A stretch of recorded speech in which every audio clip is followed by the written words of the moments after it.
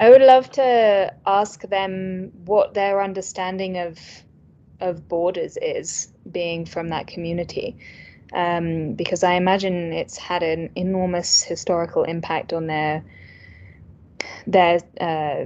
perception of their own identity as a nation that is divided by a state line, a state border, and I would love to hear more about that from them.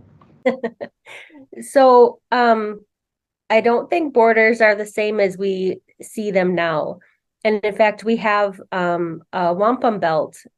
Wampum belts are a way that we record, treaties, agreements, understandings, principles. We have one of them that's called the one dish, one spoon. And it's just one dish with one spoon, and it's meant to because it's a spoon, it's not a knife, and it's not anything that would cause harm or hurt anyone to cause any bloodshed. And the idea is that everything around us is for all of us to share, and that we are all need to be mindful and only take what you need, of course, but that if somebody comes and they're hungry, that we're going to feed them.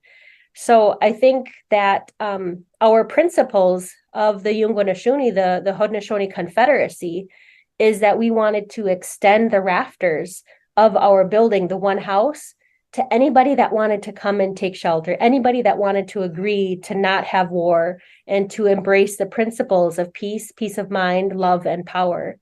So any of the tribes, and we have had tribes that did accept that and come under us. The Tuscarora, of course, is the most common one that people refer to. So as far as borders go, we didn't really think of them the way that we do now, with lines and stakes in the ground to say whose is what, because we all wanted to live here peacefully and coexist. I think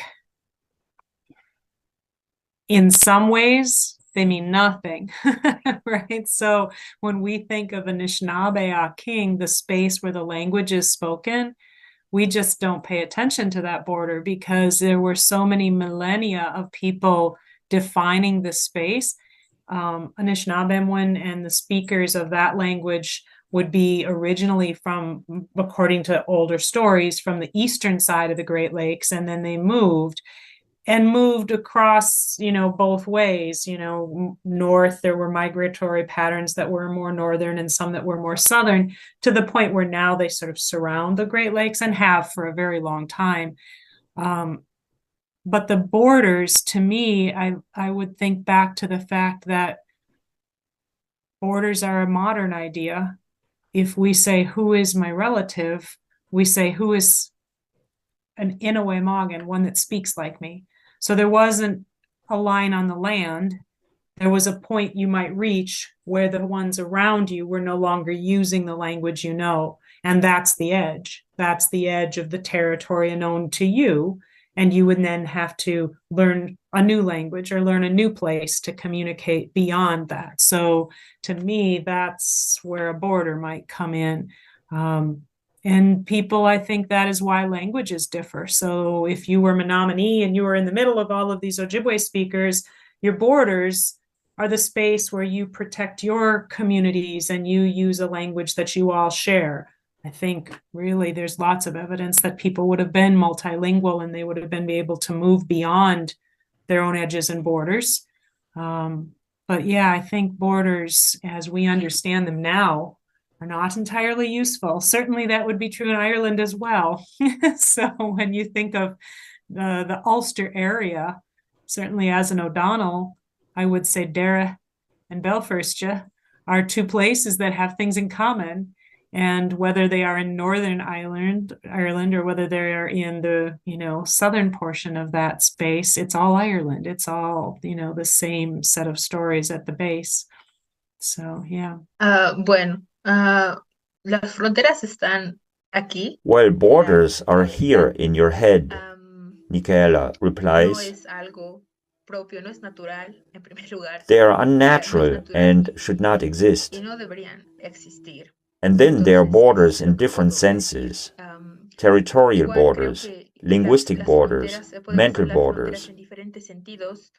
So, again, borders should not exist. And then there's the historical process. So, to eliminate borders, it is necessary to look back at the past. There is a term in Quechua, "Jepan," which means both forward and backward, like back and forth.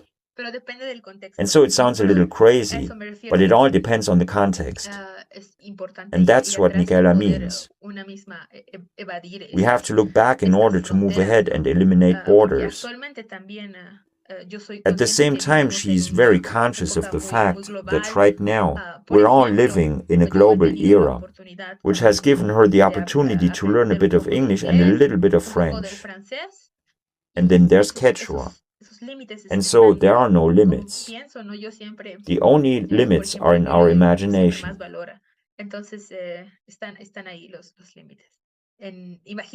I would say that's definitely a two worlds kind of situation, because in the O'odham world, we don't recognize these borders. It's home. It's continuously home from one side of the border to the other. We still recognize our mountains. We still recognize our sacred sites and our villages in what is now known as Mexico. And vice versa for the American or the US side. There's no separation of home. It's home. And there's the history is there. The stories are there. The songs that we still sing about the places and the places that we go to have ceremony, or where our ancestors are buried and where our ancestors still continue to be dug up along the border. That's continuous evidence of our existence here. So having that mentality is really helpful when you go into spaces where you're dealing with the politics of the border and border policies. When you're dealing with Border Patrol or the Department of Homeland Security, or even just when we're physically crossing the border ourselves and we have to flash our, tribal ID to identify, that we're up and we have the right to cross and cross freely for all these different reasons. It definitely has. I've been in those situations, where I've been told, no, you can't do that. No, you can't cross. No, you can't share food with your people because of that line. It's dangerous. It's all these different things that people or policies or, different situations try to kind of instill that culture of fear when it comes to the border. But the O'odham mentality tells you, no, there's nothing to be afraid of because that's still home. So that really gets to me. My dad's family, my grandparents come from the border. There's a community called Tucson,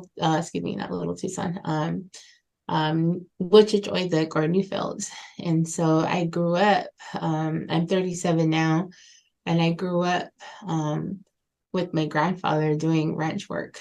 He was a cowboy. And so being out on the land, crossing the border.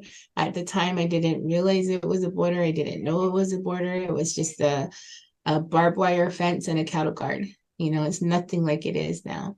And I didn't know that that's what I was doing with my grandpa and doing it freely, just doing work on the land and taking care of his cattle. But seeing that change over the years, seeing the presence of Border Patrol increase, seeing the increase of militarization, and seeing what it is now, we